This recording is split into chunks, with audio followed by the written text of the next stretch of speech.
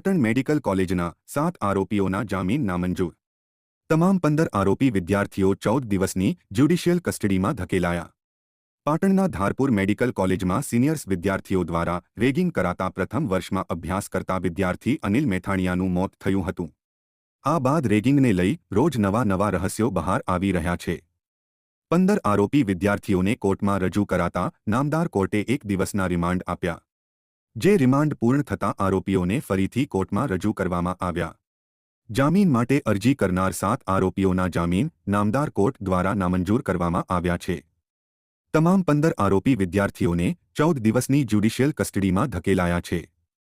Patan ragging કેસમાં આરોપીઓના remand પૂરા થતાં 15 આરોપીઓને પોલીસ બંદોબસ્ત સાથે એડિશન સિવિલ જજ HP જોશીની કોર્ટમાં રજૂ કરવામાં આવ્યા હતા।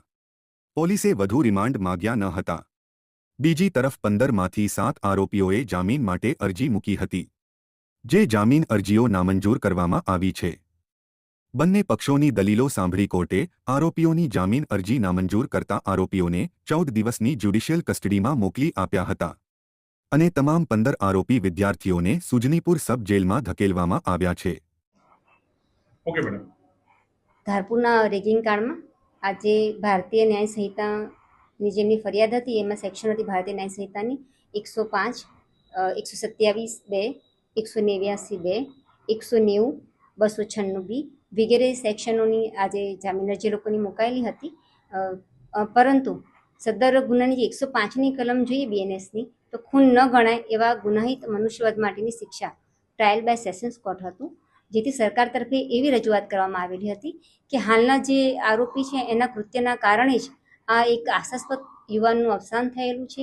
જે સંજોગોમાં નામદાર કોર્ટે પણ એની ગંભીરતા જોઈ જામીન નામંજૂર કરવા જોઈએ, તેમજ સદર ગુનો 10 વર્ષની સજાનો તેમજ ટ્રાયલ બાય સેશન્સ હોય આ સંજોગમાં પણ સદર જામીન અરજી નામંજૂર કરવી જોઈએ એવી સરકાર તરફે રજૂઆત કરવામાં આવેલી હતી। અને આજે નામદાર કોર્ટે સદર ગુનાની ગંભીરતા જોઈને સદર જામીન અરજી, જેમાંથી 15 આરોપીઓમાંથી 7ની મુકાયેલી હતી, જે 7ની જામીન અરજી આજરોજ નામદાર કોર્ટે નામંજૂર કરી છે અને સુજનીપુર જેલ ખાતે મોકલી આપેલી છે। મેડમ, ખાસ કરીને પોલીસે રિમાન્ડની માંગણી કરી હતી? ના, રિમાન્ડ તો પૂરો ફર્ધર રિમાન્ડ નહીં માંગેલા। રિમાન્ડના ગઈકાલે સુનાવણી થઈ ગઈ, 3 દિવસના માંગ્યા હતા, રિમાન્ડ 1 દિવસના આપેલા હતા। આજે પોલીસની કોઈ ફર્ધર રિમાન્ડની કોઈ માંગણી ન હતી। હવે આગળ શું કાર્યવાહી રહેશે કોર્ટની? હવે આરોપી બાકીના જે આરોપી છે એમને સેશન્સ કોર્ટમાં જામીન અરજી મૂકવી પડશે, 7 જણ, 15 પણ મૂકી શકે, સીધી પણ મૂકી શકશે એ લોકો। તો હવે એ લોકો સેશન્સ અદાલતમાં પોતાની જામીન અરજી મૂકશે। અહેવાલ અનિલ રામાનુજ, લોકાર્પણ।